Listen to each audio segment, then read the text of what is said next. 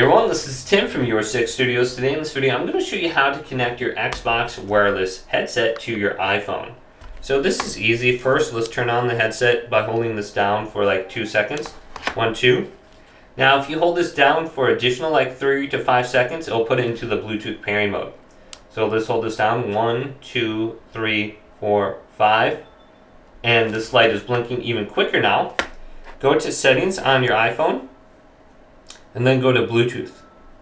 Make sure Bluetooth is turned on. Go down to the bottom to other devices.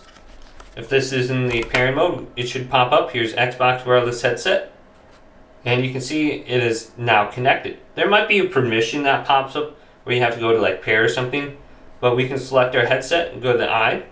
And we can go to disconnect to turn it off or forget this device.